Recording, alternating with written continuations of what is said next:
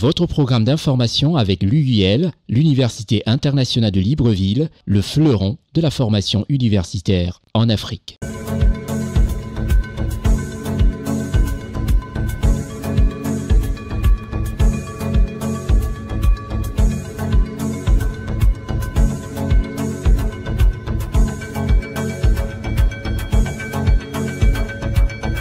Merci de nous recevoir chez vous. Merci comme ça à toute l'équipe de CNN, que ce soit en Côte d'Ivoire, au Cameroun, au Gabon, en France, comme ça de permettre à toute l'Afrique, à tous les téléspectateurs de regarder l'information vraie.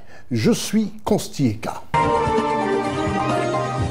Dans cette émission, dans ce programme hebdomadaire d'information politique vraie, nous allons parler du Togo, nous allons parler de la RDC, nous irons faire un tour du côté du Cameroun. Et comme ça, nous saluons déjà l'équipe dirigée par M. Jean-Marie Mbega du côté du Cameroun. Nous irons au Sénégal. Ensuite, on sera bien sûr en Côte d'Ivoire. Et nous irons faire un tour du côté du Cap-Vert. On ira aussi du côté du Tchad, sans oublier le Ghana et le Gabon. Voilà tout ce qui constituera l'information dans ce programme et surtout, comme je disais, l'information vraie. Tout de suite, nous commençons par la Côte d'Ivoire, où la directrice générale de l'AGFOP en Côte d'Ivoire a décidé pour cette année 2025 de passer tout simplement à la vitesse supérieure, faire des choses bien. C'est tout à fait normal de voir un tout petit peu cette façon de faire qui est impulsée par le gouvernement de Côte d'Ivoire avec à sa tête le président Alassane Ouattara, qui motive pratiquement toutes les entreprises public et parapublic. Et ça fait plaisir de voir toute cette motivation, surtout quand cela concerne la jeunesse. Notons que le Palais des Congrès du Sofitel Abidjan Hôtel Ivoire va abriter les 10 et 11 février 2025 la première édition du Forum international des métiers et des compétences, en sigle le FIMEC. L'annonce a été faite par Mme Karitia Koulibaly de Medeiros, la directrice générale de l'Agence nationale de la formation professionnelle, en sigle AGFOP. C'est lors de la cérémonie de lancement du dit forum, comme vous le voyez, à la Confédération générale des entreprises de Côte d'Ivoire, en sigle CGECI.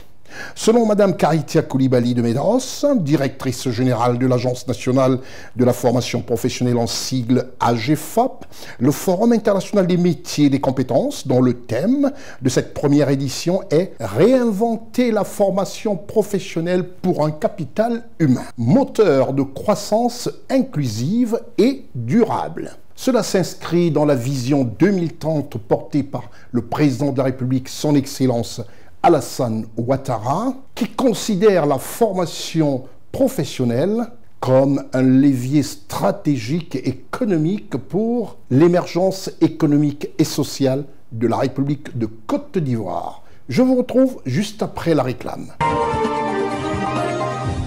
On a tenu à faire un tout petit peu exception dans cette émission. C'est pas de tradition de mettre un peu de musique, mais l'heure est pratiquement triste du côté de nos frères du Congo. Du côté de nos frères du Congo, ça fait énormément mal de voir que de ce côté de l'Afrique, les choses ne se passent pas bien pour nos compatriotes africains originaire du Congo. Le conflit en RDC, Félix-Antoine Tshisekedi Tshilombo tient Kigali pour responsable. En témoignent ces images désolantes. Malgré l'avance constante du groupe armé M23 et des forces rwandaises dans l'est de la République démocratique du Congo, le président congolais, son Excellence Félix-Antoine Tshisekedi Tshilombo, refuse de s'avouer vaincu. Juste avant minuit, le 29 janvier 2025, le président de la République démocratique du Congo, qui était resté muet depuis le démarrage de l'assaut sur Goma, s'est adressé à la nation lors d'un discours diffusé sur la chaîne de télévision nationale. Votre silence et votre inaction face à la barbarie du régime de Kigali et aux atrocités perpétrées par ces supplétifs sur notre territoire constituent un affront non seulement à la République démocratique du Congo, mais également aux valeurs universelles de justice et de paix. Le peuple congolais prend acte de cette passivité qui frôle la complicité. Soyez sûrs d'une chose, la République démocratique du Congo ne se laissera pas humilier ni écraser. Nous nous battrons et nous triompherons. Kinshasa reproche à Kigali de vouloir piller les multiples ressources naturelles de Goma. Toutefois, le Rwanda conteste cette accusation et déclare vouloir éliminer certains groupes armés qui s'y sont établis et qui, selon les autorités rwandaises, mettent en danger sa sécurité en permanence. Parmi eux se trouvent les Forces démocratiques de libération du Rwanda, formées par d'anciens dirigeants Hutus, responsables du génocide des Tutsis au Rwanda en 1994.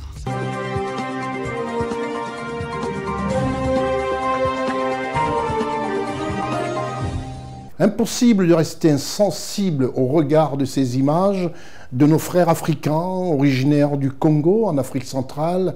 Et ça fait énormément plaisir de voir qu'un leader africain du côté du Congo et dans le domaine musical s'est penché et attire l'attention de tous. Il faudrait qu'on sache que désormais en Afrique, les choses ne doivent plus jamais se passer comme ça. Il faut que tout se passe dans la paix. Et la paix est un leitmotiv. C'est pour ça que nous avons été obligés de présenter, de faire entorse à cette émission entièrement d'information politique, de faire une entorse en vous proposant ce très très beau clip, si constanciel, je précise, pour apporter un peu de baume au cœur à tous ceux qui sont du côté de la RDC, principalement en Goma, et surtout pour dire à l'Afrique que rien ne doit plus se passer comme ça. Koffi Olomidé vole au secours de ses compatriotes de la RD Congo avec une chanson très poignante. Les textes en disent long. C'est un appel à la responsabilité de tout Africain pour que dans notre beau continent, plus jamais ça. Les textes de ce beau clip nous ont amenés à vous proposer, à faire une entorse surtout à ce programme. Koffi Olomidé chante pour Ngoma.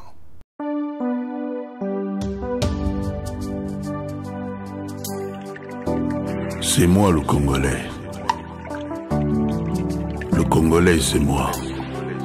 Mais je ne le suis pas plus que vous, là-bas, mes frères, mes sœurs, à Goma. Vouloir, devoir, pouvoir, savoir. Leur union sauverait Goma. Goma fait du tourisme en restant sur place. Je préfère être aveugle que voir les enfants de Goma larmoyer. Je préfère être sourd qu'entendre dans la nuit les gémissements des enfants de Goma agonisants. Et lui là-bas, de l'autre côté des collines, qui vit de l'adoration de ses armes, devrait chercher l'adresse où l'on commerce l'amour et l'humanisme. Oh Dieu, mon Créateur, est-ce que dans une autre vie, j'ai été enfant de Goma? Dieu, mon Créateur, dans une autre vie, recrée-moi un enfant de Goma. Est-ce que dans une autre vie, le mot désespérance ne signifiait pas Congo? Ma fierté, mon amour non négociable, n'a préféré na comme aveugle que na mona bana Goma baolela. N'a préféré na comme sourd que na molili na katia butu na yoka basoupir ya bana Goma na agonie. FARDC, avancer. FARDC, les hommes sensés. FARDC, Amilaïto Mikoussé. Merci. Sans vous, il n'y aura plus de Goma.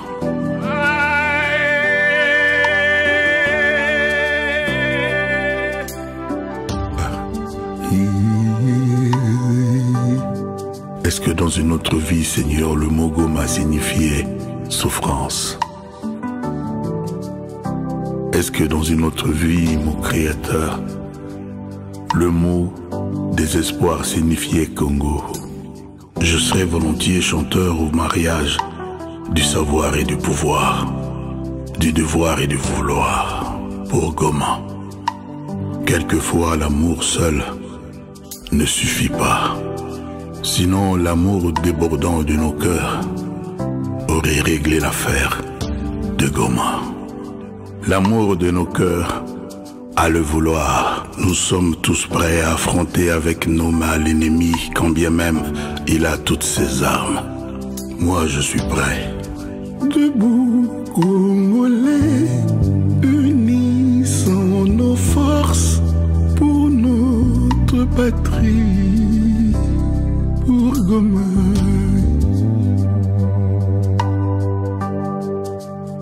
Nzambe abosanaka bato na ite.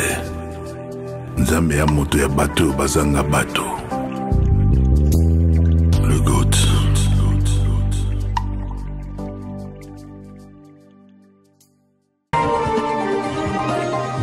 Après cette belle mélodie de Koffi Olomide, on n'a plus qu'envie de dire à tous les Africains, plus jamais ça, plus jamais ce type de situation dans notre beau continent. Nous restons toujours en RDC. C'est un retour massif des centaines de déplacés en RDC et c'est souvent avec des surprises malheureuses de ne trouver que leurs habitations en cendres. Reportage Gozo Richard, Charlotte Abdoulaye. Après plusieurs jours de confrontations violentes avec l'armée congolaise, le M23 a pris le contrôle d'une grande partie de Goma. Aux abords de la capitale régionale, on trouve les traces des affrontements, comme cette base de FRDC et de ses alliés. Les habitants des villages environnants viennent chercher du bois et des sacs laissés derrière pendant leur fuite. On a vu l'armée congolaise et le M23 qui se battaient ici. Les combats étaient intenses. C'est difficile de raconter ce qu'on a vu. Ils ont envahi les villages ici. Durant presque 2 ans, les habitants de cette région ont été dans les possibilités de s'en approcher. Les groupes armés contrôlent la ville de Rutshuru et la route menant à Goma. L'un des premiers actes du M23 consiste à permettre le retour des centaines de milliers de personnes déplacées qui se trouvent dans les camps aux alentours de la ville. Mes voisins de nouveau, il y a plus de 3 ans qu'on ne se voit plus. Je suis très content. Manzi, un jeune électricien de 21 ans, a passé 3 ans dans un camp avant de revenir à Kimbumba, une petite ville au nord de Goma. Durant la guerre, sa maison familiale a été réduite en cendres. Dès qu'on est tous en train de manger, il y a la bombe qui a été venue et puis il tombe ici. Voilà que la maison a été déjà détruite et puis nous aussi on avait pris la fuite et on est frères vers ici en bas à Rugari. J'ai resté chez les voisins. Une fois s'ils ont trouvé quelque chose à mettre sous le dos, on la partage. À l'instar de Manzi et de sa famille, des milliers de déplacés ont été récemment rapatriés chez eux par le M23. Cependant, d'après les responsables de Kimbumba, ce retour soudain et en grand nombre aurait dû être mieux planifié. Depuis quelques jours et le retour des déplacés, la sécurité est là, c'est sûr, on n'a pas de problème. Mais tout le monde revient les mains vides, sans rien pour se nourrir et sans abri.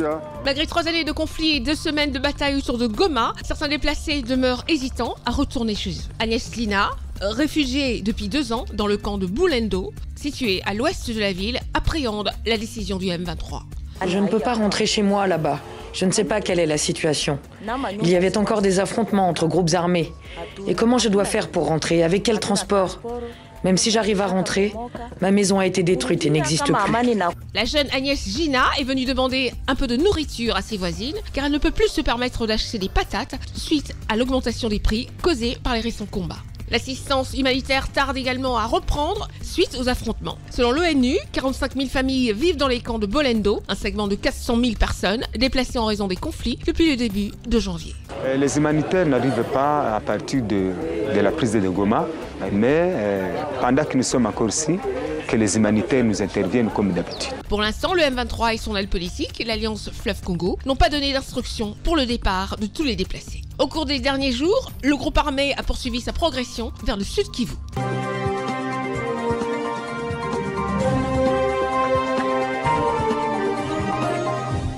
C'est avec cette note triste que nous avons ouvert cette émission.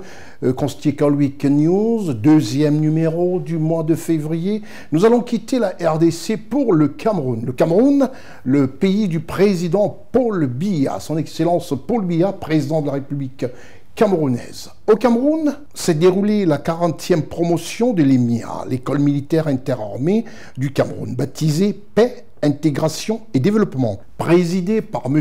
Betty Assomon, ministre délégué à la présidence de la République du Cameroun, chargé de la défense nationale. Reportage équipe de CNN Cameroun, dirigé par Jean-Marie Mbega. Le ministre délégué à la présidence de la République du Cameroun, M. Joseph Betty Assomo, a présidé la cérémonie de la sortie de la 40e promotion d'élèves d'officiers d'actifs de l'école militaire interarmée, en abrégé EMEA, baptisée Paix, Intégration et Développement. Élèves officiers de la 40e promotion de l'école militaire interarmée. À genoux! Le nom a été choisi par son Excellence Paul Biya, président de la République du Cameroun et chef suprême des armées. Il a été relevé le 31 janvier 2025 par M. Joseph Betty Assomo, ministre délégué à la présidence en charge de la défense. La 40e promotion de l'école militaire interarmée a pour nom de baptême Paix, Intégration et Développement. L'événement s'est déroulé à la place d'armée du quartier général de Yaoundé et a attiré une foule considérable, comprenant notamment des officiers généraux, des officiers supérieurs, des sous-officiers, des militaires de rang, ainsi que des amis, des connaissances et des familles des élèves officiers. Un nom de baptême qui est d'actualité. Nous avons un nom de baptême qui a 3 notions: la paix, l'intégration et le développement. Ces 3 thèmes saillants, 3 notions saillantes, dans la mesure où, pour qu'on arrive à l'émergence à l'horizon 2035, il faut la paix, l'intégration qui est un gage de développement. Ensuite, s'en est suivi le défilé militaire qui inclut le passage impressionnant des élèves de la promotion Paix, Intégration et Développement.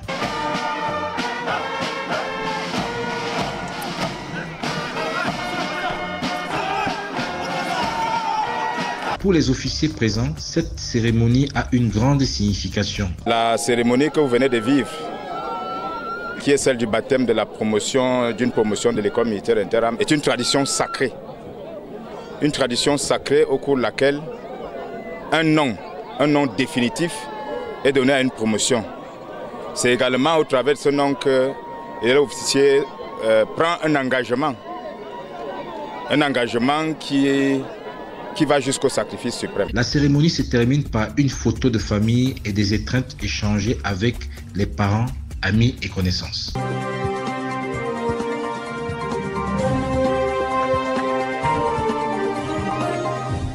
Nous quittons le Cameroun pour le Sénégal, le pays dirigé désormais, comme vous le savez tous, par son Excellence Bassirou Diomaye Diakhar Faye. Le président de la République du Sénégal a reçu une délégation de l'Académie nationale des sciences et techniques du Sénégal, en sigle l'ANSTS. Reportage Charlotte Abdoulaye Gozoricha et Marcel Bassolé.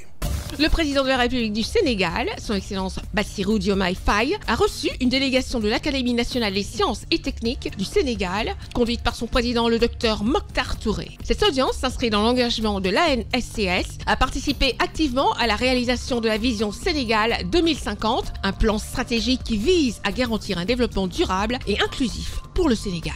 Au cours de cet entretien, le docteur Mokhtar Touré a exposé au président de la République les lignes directrices majeures de l'ANSTS pour soutenir le Sénégal dans sa mutation socio-économique. Nous avons été enchantés, honorés, très heureux d'avoir cette opportunité d'échanger avec son Excellence le Président de la République sur l'Académie, ses missions, les sujets qui interpellent la nation et qui ont une résonance et un lien avec le savoir, la gestion du savoir, la science et la technologie. Donc nous avons discuté de questions aussi variées que l'enseignement des sciences, que la nécessité de la refondation du système éducatif, tous les sujets qui interpellent la nation en termes de souveraineté, qu'elle soit alimentaire, qu'elle soit sanitaire ou qu'elle soit énergétique. Il faut savoir que l'Académie est une société savante qui a en son sein une centaine d'experts dans tous les domaines, d'experts reconnus pour leurs compétences au niveau national et au niveau international. L'Académie est en train de réévaluer son plan stratégique 2023-2027 de manière à l'aligner de façon plus intime avec les axes stratégies définis dans le Master Plan 2025-2034. Pas seulement un alignement passif, mais un alignement proactif, critique et productif en termes de souci de mettre la connaissance, la science, les faits au service de l'agenda qui a été défini par l'État. Sénégal 2050 vise à transformer le Sénégal en un centre d'excellence et de compétitivité en Afrique, en misant sur les domaines clés tels que l'agriculture, les énergies renouvelables, la santé et l'intelligence artificielle.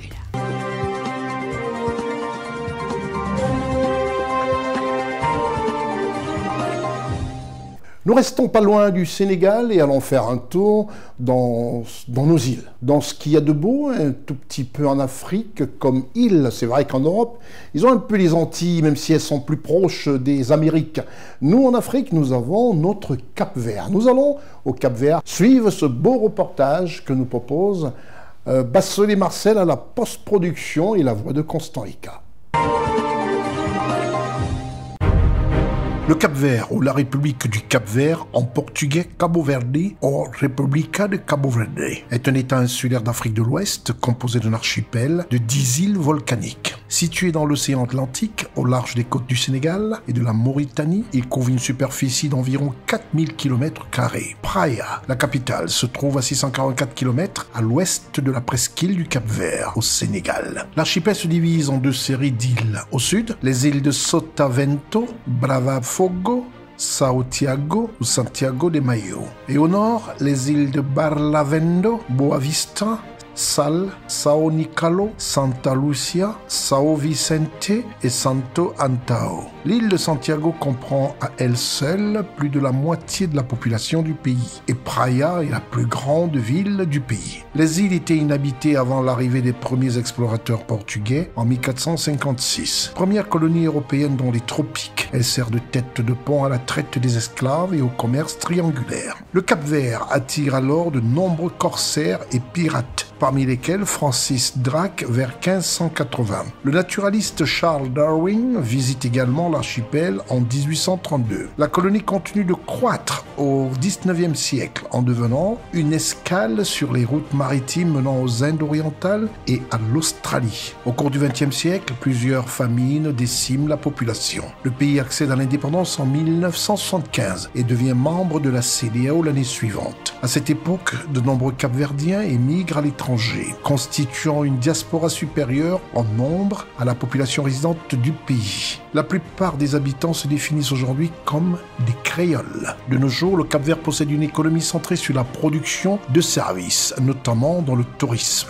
De langue portugaise et créole capverdien, sa culture se nourrit d'influences européennes et africaines. La musique capverdienne et ses différentes composantes, Funana, Coladeira, Moma, la Kizomba, ont été popularisées dans le monde entier par la chanteuse Césaria Évora. Le catholicisme est la région dominante, 90%, et le clergé a encore une forte influence sur la population, même si l'islam tend à se diffuser avec l'arrivée des migrants maliens et sénégalais. Les premiers dirigeants du nouvel État indépendant sont issus du mouvement indépendantiste et créateur d'un parti, le Parti africain pour l'indépendance du Cap-Vert, en sigle PAICV, qui est initialement promu comme parti unique, au pouvoir dans la deuxième moitié des années 1970 et dans les années 1980. Ces dirigeants cherchent à restaurer l'activité agricole, développer la pêche, l'exploitation du sel, le tourisme et amorcer la création d'une industrie, conserverie, cimenterie et textile. Un plan de reforestation est également lancé. La santé et l'éducation figurent aussi parmi les priorités. L'arrivée au pouvoir du mouvement pour la démocratie, en sigle MPD, centre droit en 1991, accélère le passage à l'économie de marché commencé dès les années 1980. Le gouvernement lance alors un programme de privatisation et en appelle aux investisseurs étrangers. Les banques, centrales électriques, les stations-service etc. Au XXIe siècle, le pays connaît une certaine stabilité politique, marquée par une alternance démocratique entre le MPD et l'ancien parti unique, en sigle PAICV. Il bénéficie d'un développement économique. Si le secteur agricole ne représente encore avec la pêche que 10% environ de son produit intérieur brut en sigle PIB, dans les années 2010, il emploie 50% de la population active. Les activités de services et de tourisme se développent. L'économie est orientée vers les services, le commerce, les transports, le tourisme et les services publics représentent 3/4 du produit intérieur brut en sigle PIB. Le pays dépend aussi de l'aide au développement, des investissements étrangers et des transferts de fonds. Ses ressources principales sont essentiellement le sel, la pêche et la pouzzolane, quelques milliers de tonnes extraites du sol chaque année, utilisées dans la fabrication du ciment. La croissance annuelle moyenne se situe autour de 5% au début des années 2010. L'inflation est maîtrisée, le produit intérieur brut en sigle PIB par habitant s'élève en 2010 à $3 000. Une bonne performance comparée aux autres pays d'Afrique subsaharienne. L'escudo capverdien était arrimé à parité fixe depuis le 5 juillet 1998 à l'escudo portugais, avant de l'être à l'euro depuis 1999. Au taux de change de 110,265 escudos pour 1 euro. En 2020, la pandémie de Covid-19 contraint le gouvernement à prendre des mesures sanitaires visant à freiner la propagation du virus dans l'archipel, comme la suspension des transports aériens et maritimes vers des îles, entraînant ainsi un manque à gagner pour l'industrie du tourisme qui représentait avant cette crise 20% du produit intérieur brut, à savoir PIB. Le Cap-Vert ou Cabo Verde est un état insulaire composé d'un archipel d'îles volcaniques. Il est situé au large de la côte nord-ouest de l'Afrique. Il est réputé pour sa culture créole afro-portugaise, sa musique morna et ses nombreuses plages. La plus grande île, Santiago, abrite la capitale actuelle, Praia, et l'ancienne capitale Cidade Vella avec sa forteresse For Real de Sao Felipe, perchée au sommet d'une falaise. La capitale du Cap-Vert est bel et bien Praia, située dans le continent africain avec une superficie de 4033 km² et sa devise Escudo Cabo-Verdien, langue officielle portugais. Sa population est estimée à 598 682 habitants selon la Banque mondiale. Son président n'est autre que son Excellence M. José Maria Neves, président du Cap-Vert.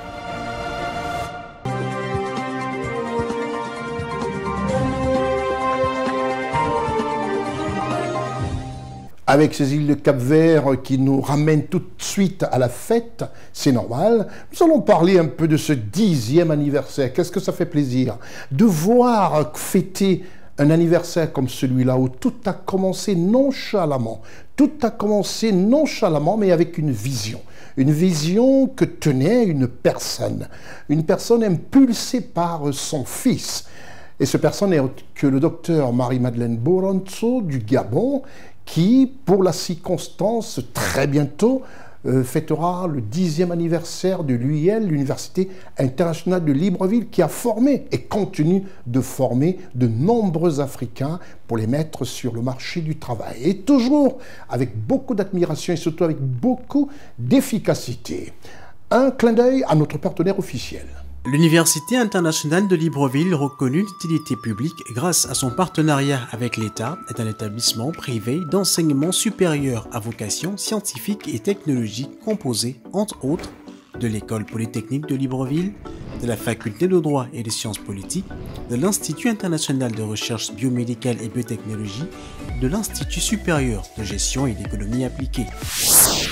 Et sa toute nouvelle école de médecine et de pharmacie. Son ouverture sur le monde du fait de ses partenariats avec les prestigieuses universités et institutions internationales lui permettent de s'arrimer à plusieurs systèmes de formation et de délivrer des diplômes reconnus. DUT, licence, ingénieur, master recherche et professionnel, exécutive MBA, doctorat. Venez vous former à l'exécutive MBA de l'UQAM Canada au métier de l'économie, gestion, du droit et de la science politique de l'industrie médicale et pharmaceutique. Devenez technicien supérieur ou ingénieur à l'Université internationale de Libreville, le fleuron de la formation universitaire en Afrique.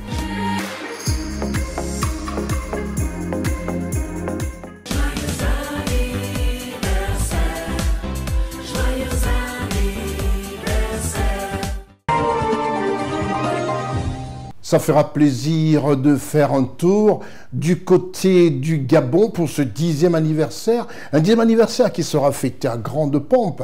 Et je peux vous dire, parce que la surprise sera de taille avec l'Université 2. Regardez une seule petite image que je demande à Marcel Bassolet de montrer. Regardez cette bâtisse en pleine construction il y a encore 7 ou 8 mois. Cette bâtisse, vous la verrez autrement. CNN se promet de vous informer et de vous montrer encore des images. Je vous retrouve juste après la réclame. Quittons le Gabon et restons en Afrique centrale, nous allons parler du Tchad, le pays dirigé par son Excellence le maréchal Mahamat Idriss Déby Itno. Le maréchal Mahamat Idriss Déby Itno a présidé la cérémonie officielle de désengagement des troupes françaises du Tchad. Reportage Gozo Richard, Charlotte Abdoulaye, Marcel Bassolet pour CNN.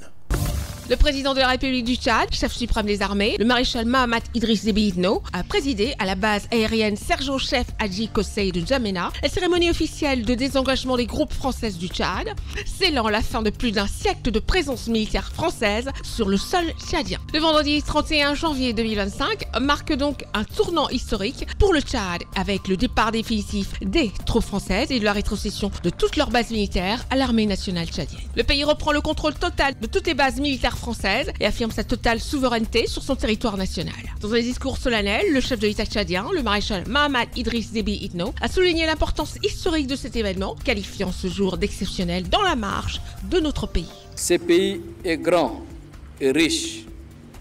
Nous avons toutes les possibilités et les potentialités pour le rendre encore plus grand. Debout et à l'ouvrage. Il a rappelé que cette décision découle d'une volonté affirmée de renforcer la souveraineté nationale et de repenser les relations internationales du Tchad sur la base du respect mutuel et de l'indépendance. Le processus de retrait des troupes françaises au Tchad a été amorcé le 28 novembre 2024, date à laquelle le gouvernement tchadien a dénoncé l'accord de coopération militaire avec la France. Le chef de l'État a relevé le fait que cette rupture concerne exclusivement l'aspect militaire de la coopération avec la France et n'implique pas une rupture des relations bilatérales entre les deux pays. Cette journée du 31 janvier 2025 restera gravée dans l'histoire du Tchad comme symbole d'un nouvel élan vers l'autonomie stratégique et la refondation des alliances internationales du pays.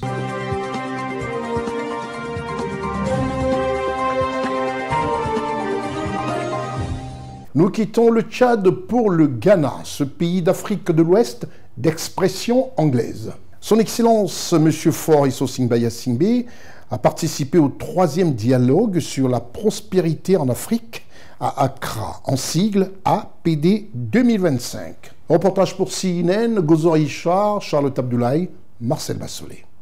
Les travaux de la 3e édition des dialogues sur la prospérité en Afrique, APD 2025, se sont ouverts le samedi 1er février 2025 à Accra, au Ghana, avec la participation du président de la République du Togo, son Excellence Faure Issou-Singba Gnassingbé. À son arrivée dans la capitale ghanéenne, le chef de l'État a été accueilli avec tous les honneurs par les autorités du pays hôte, témoignant ainsi du rôle central que joue le Togo dans les dynamiques régionales et le renforcement de l'intégration africaine. Ce forum international organisé à l'initiative conjointe de l'Africa Prosperity Network, APN, et du secrétariat de la zone de libre-échange continentale africaine, ZLECAf, a réuni plusieurs dirigeants africains, des investisseurs et opérateurs économiques autour du thème « Réaliser les marchés uniques de l'Afrique grâce aux infrastructures, investir, connecter et intégrer ». Ce thème souligne l'importance du développement des infrastructures dans la réalisation des objectifs économiques ambitieux du continent.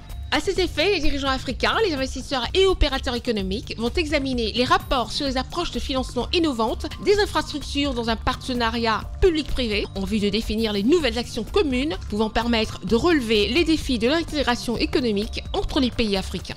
Nous sommes réunis pour relever un défi essentiel: bâtir un marché commun africain solide et durable. L'enjeu pour moi est clair: construire un marché commun africain qui respecte la diversité de nos économies tout en renforçant notre souveraineté collective. Mon premier point est que nous avons besoin d'un marché africain plus résilient et d'une intégration régionale pour faire face aux crises mondiales. Un marché commun africain doit être conçu comme un espace de résilience où la coopération régionale sert à renforcer les capacités locales et à augmenter notre indépendance stratégique. L'idée n'est pas seulement de libéraliser le commerce, mais de bâtir un écosystème économique souverain. Ma deuxième remarque est que notre marché commun doit se construire de manière pragmatique et solidaire. L'intégration économique ne va pas résoudre d'elle-même les problèmes structurels en Afrique, comme les inégalités économiques ou les disparités géographiques. L'intégration économique doit être un moteur d'autonomie et de prospérité partagée. Pour cela, nous devons commencer par reconnaître les asymétries entre pays et proposer des solutions adaptées. Typiquement, le chemin vers l'intégration ne se fera pas de la même façon pour les petites économies africaines et pour les grandes. Un modèle d'intégration flexible est possible, mais cela demande des stratégies bien pensées, des institutions solides et des engagements clairs. Mon dernier point est que ce sont justement ces infrastructures qui doivent être le socle de notre souveraineté économique. L'infrastructure est bien plus qu'un simple réseau de routes, de ports ou de lignes électriques. C'est ce qui permet à nos échanges de se faire. C'est ce qui relie nos communautés. C'est le socle sur lequel repose notre capacité à échanger, à produire et à prospérer. Sans elle, l'idée même de marché commun reste théorique. De la même manière, investir dans une infrastructure digitale régionale peut être une clé stratégique pour le marché commun africain. Il faut toutefois garder en tête que la digitalisation peut facilement devenir un levier d'exclusion si elle n'est pas pensée de manière inclusive. Je conclurai en disant, le marché commun africain ne sera pas seulement un espace d'échange économique. Il doit être surtout une déclaration de souveraineté et de solidarité. Pour rappel, l'African Prosperity Network, APN, est une organisation panafricaine qui a pour but de faire progresser la vision de l'Afrique que nous voulons, telle que définie dans l'agenda 2063 de l'Union africaine. APN intervient dans plusieurs domaines, notamment économiques, l'industrie, les infrastructures, les finances et la sécurité.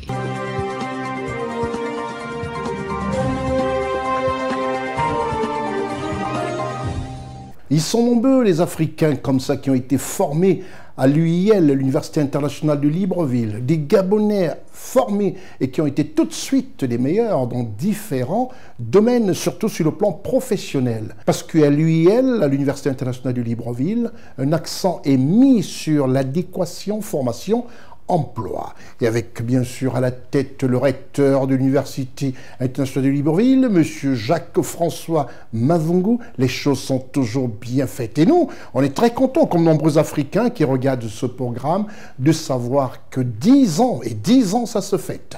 Et 10e anniversaire, c'est pour très bientôt. Vous en saurez tout en regardant votre programme et surtout votre chaîne CNN. Pour l'instant, un clin d'œil à notre partenaire officiel. L'Université internationale de Libreville, reconnue d'utilité publique grâce à son partenariat avec l'État, est un établissement privé d'enseignement supérieur à vocation scientifique et technologique composé, entre autres, de l'École polytechnique de Libreville, de la Faculté de droit et des sciences politiques, de l'Institut international de recherche biomédicale et biotechnologie, de l'Institut supérieur de gestion et d'économie appliquée. Et sa toute nouvelle école de médecine et de pharmacie. Son ouverture sur le monde du fait de ses partenariats avec les prestigieuses universités et institutions internationales lui permettent de s'arrimer à plusieurs systèmes de formation et de délivrer des diplômes reconnus. DUT, licence, ingénieur, master recherche et professionnel, exécutive MBA, doctorat.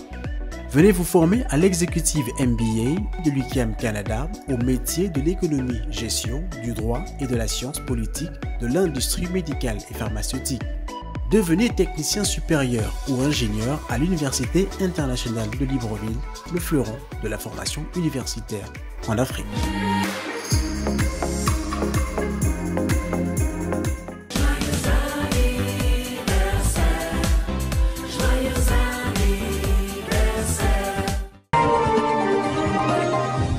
Nous allons rester au Gabon, ce petit pays de par sa superficie en Afrique centrale, mais un grand pays où des choses se font bien, où des choses se font à merveille, où des choses se font comme elles se doivent. Et ça grâce aux paris tenus par le CTRI et surtout aux engagements du général Brice Clotaire Oligui Nguema de respecter ce qu'il dit à ses compatriotes gabonais. Un calendrier suivi. Déjà la convocation, vous le savez tous, du corps électoral se fera le 12 avril, c'est un secret de polichinelle. Nous restons au Gabon, où le président de la transition, son Excellence M. Brice Clotaire Oligui Nguema, a eu une séance de travail avec divers intervenants du secteur de l'énergie au Gabon. Quand on sait que l'énergie est un problème pratiquement dans de nombreux pays africains, des problèmes d'électricité de part et d'autre, on peut tout simplement dire que c'est un bon axe et une belle façon de faire. Reportage CNN Libreville. Le président de la transition et chef de l'État de la République gabonaise, le général Brice Clotaire Oligui Nguema, a eu plus de 3 heures de discussion avec divers intervenants du secteur de l'énergie sur les multiples coupures d'électricité qui se produisent actuellement dans la capitale et les différentes provinces du Gabon. Cette séance de travail a offert une plateforme pour les divers intervenants concernés par la problématique d'exposer les justifications de ces délestages incessants, en particulier celle de la coupure du dernier dimanche. Le président nous a bien rappelé l'importance de couvrir les besoins de nos compatriotes en eau, en électricité, vu l'importance de ces denrées.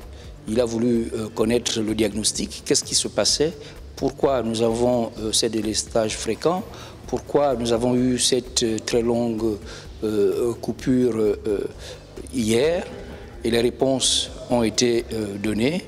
Et nous avons, avec le président de la République, évoqué le traitement, c'est-à-dire les mesures que nous devons apporter assez rapidement pour que les Gabonais ne puissent plus connaître ces difficultés. Les interruptions fréquentes d'électricité sont principalement dues au non-renouvellement des outils de production et au manque d'entretien des équipements, ce qui requiert des interventions immédiates. Il y a 2 aspects. Il y a l'aspect d'urgence.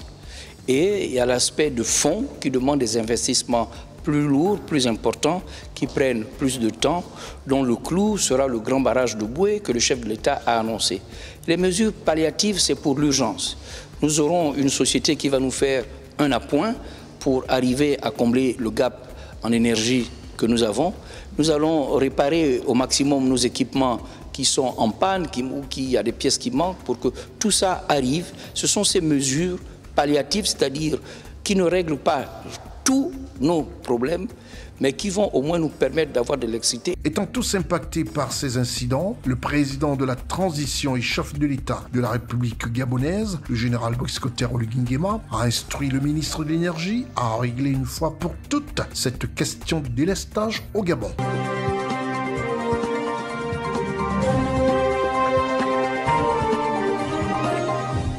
Nous quittons Libreville au Gabon pour un autre pays, le Togo.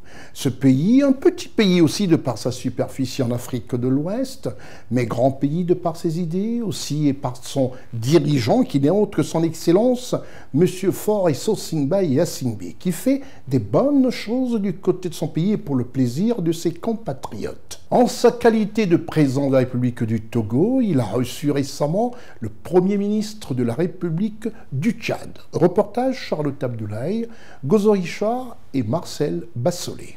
Le président de la République du Togo, son Excellence Faure Essosingbaye Assingbe, a reçu en audience le Premier ministre tchadien, M. Alamaye Alina, le 28 janvier 2025. Celui-ci était porteur d'un message du président de la République du Tchad, le maréchal Mahamat Idriss Déby Itno, relatif à la coopération bilatérale et à la candidature du Tchad à la présidence de la Banque africaine de développement, BAD. Vous savez que le président Mahamat Idriss Déby Itno et le président Faure sont de frères et sont de très grands amis.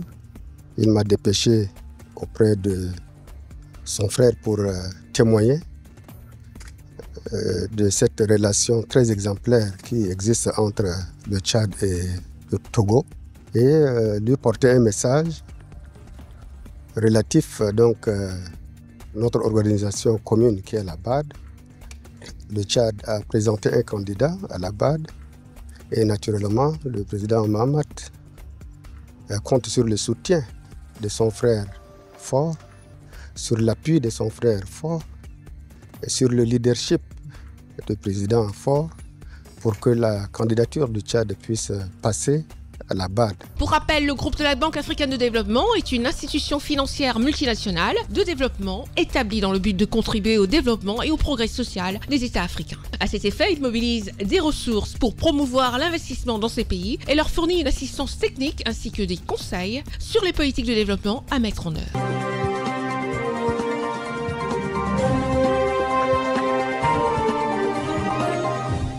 Quand on parle d'Afrique et quand on parle d'Afrique de l'Ouest et d'Afrique francophone, un pays sort du lot. C'est la Côte d'Ivoire. La Côte d'Ivoire, ce pays présidé par son Excellence, M. Alassane Ouattara, un chef d'État pragmatique et qui ne veut qu'une seule chose, le bonheur de ses compatriotes. C'est dans ce pays que nous avons décidé avec nos caméras de voir un tout petit peu ce que pensent les Ivoiriens sur le phénomène de la circulation, sur un phénomène des caméras installées qui fait plaisir et qui est l'apanage de certaines grandes villes en Europe, moins en Afrique.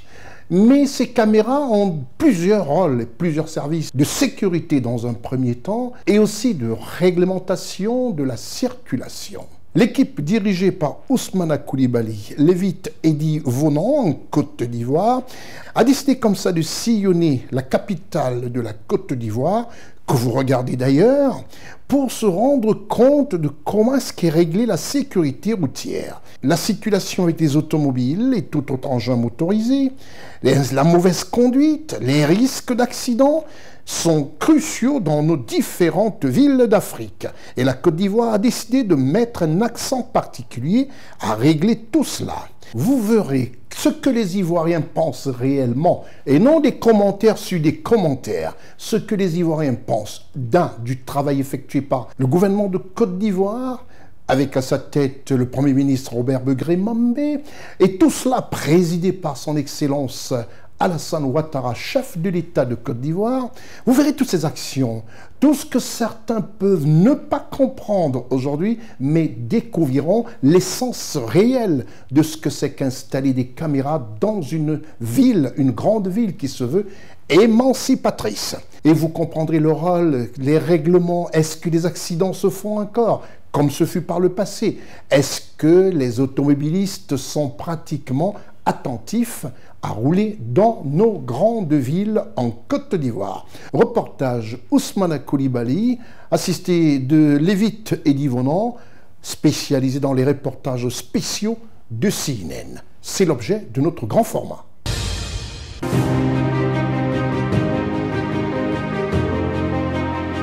Ce que je pense des caméras installées partout dans les villes, déjà, je pense que c'est une bonne initiative par rapport pour instruire les conducteurs à leur manière de conduire. Ça peut les rendre plus indulgents parce qu'en cas de mauvaise conduite, ils peuvent être sanctionnés par une amende.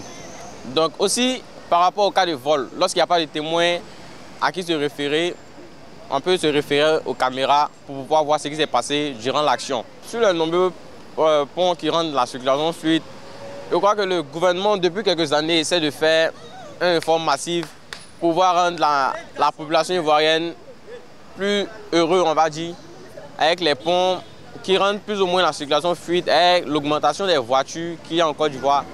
Bon voilà quoi, ça rend fluide et puis ça rend beau aussi la ville, on va dire ça comme ça.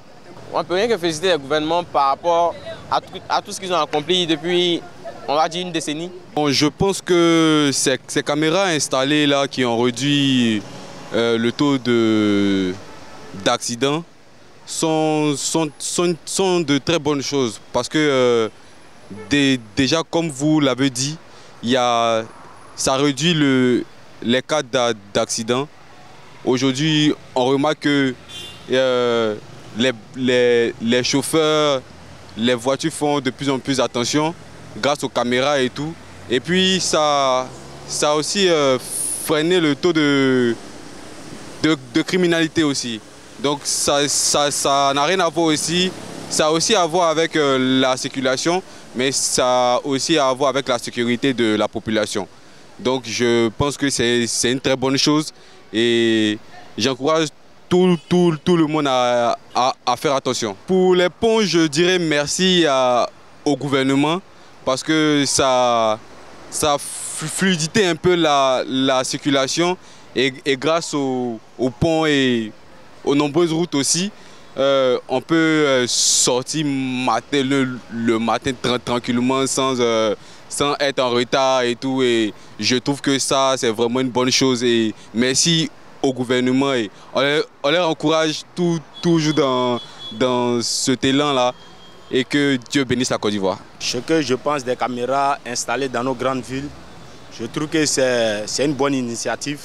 Et je trouve qu'il faut renforcer encore. Parce que malgré les caméras installées dans les grandes villes, il y a toujours des accidents. Voilà, donc ça veut dire qu'il faut continuer toujours l'installation, voilà, pour réduire le nombre des accidents. Par rapport aux nombreux ponts qui ont été faits au gouvernement, je pense qu'il faut continuer. Parce que ça a désengorgé certains carrefours, mais par contre, il y a d'autres, il y a toujours des embouteillages. Voilà, il faut dire la vérité. Le mot d'encouragement que je peux dire au gouvernement, c'est que les initiatives prises par le gouvernement ont toujours des impacts sur la population. Il faut toujours continuer parce que je pense que ces initiatives-là ont un impact réel sur la population et je crois que c'est positif. En ce qui concerne l'installation des caméras, selon moi, c'est une belle initiative pour le développement de la Côte d'Ivoire parce que autant nous assistons à bon nombre de cas d'accidents qui vraiment participaient à un certain nombre de pertes en vie humaine. Mais aujourd'hui, nous remarquons qu'avec l'installation de caméras pour la surveillance de la conduite, je pense que ce fléau-là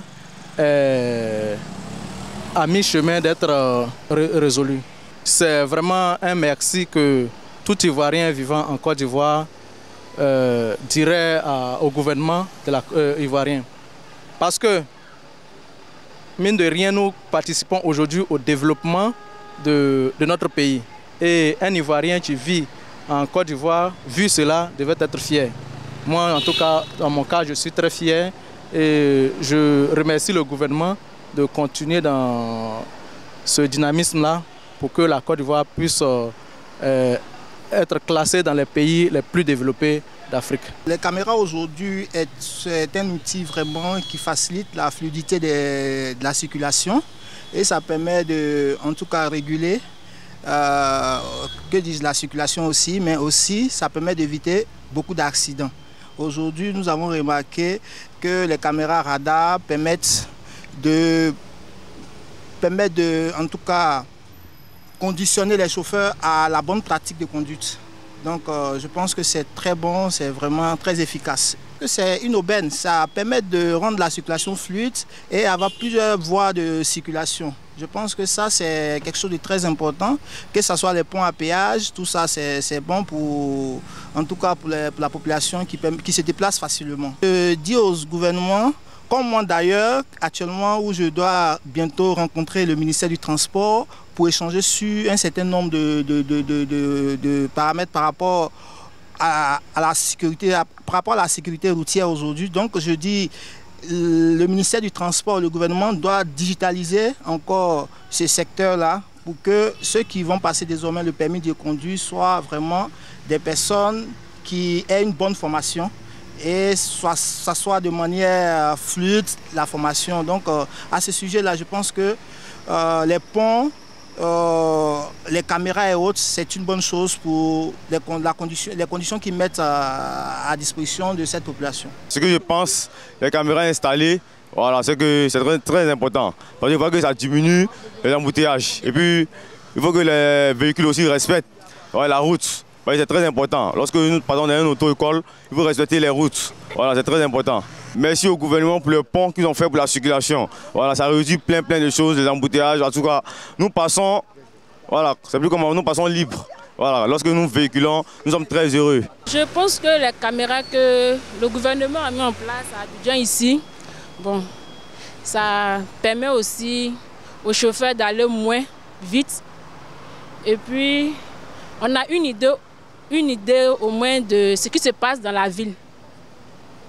Voilà, la sécurité de la population, voilà, de tout le monde en tout cas. Le pont permet de se rendre d'un point A à un point B rapidement. Voilà, ça rend la ville chic, jolie. Et puis bon, c'est intéressant. D'abord, c'est une bonne initiative d'avoir installé les caméras dans la ville d'Abidjan parce qu'elles jouent d'abord plusieurs rôles. Voilà, même côté routier. Si installer les caméras dans la ville peut permettre de réduire, comment on appelle ça, les accidents, je crois que c'est une bonne chose. Parce que déjà c'est un grand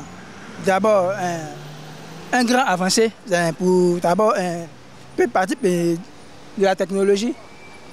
Et puis je pense que bon, nous devons soutenir les autorités qui prennent d'abord cette initiative de régulariser cette notion. La construction des ponts, nous disons d'abord merci au gouvernement de prendre l'initiative afin de réduire les embouteillages qui existent dans la ville d'Abidjan et puis un peu partout.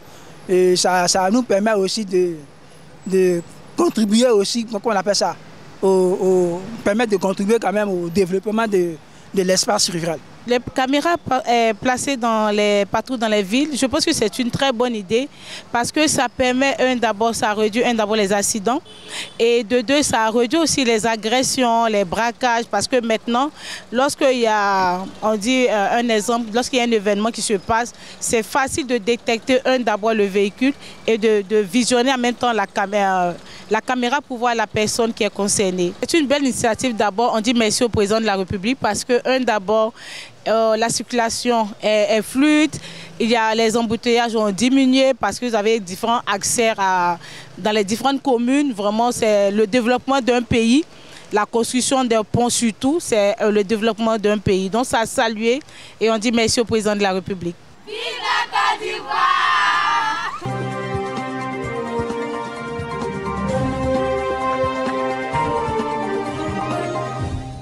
C'est terminé pour ce programme et ça fait plaisir comme ça de regarder et d'écouter ce que les Ivoiriens pensent, comment est-ce qu'ils jugent le gouvernement de Côte d'Ivoire et comment est-ce qu'ils apprécient le travail ô combien abattu par le président de la République pour leur apporter une seule chose, le bonheur pour tous.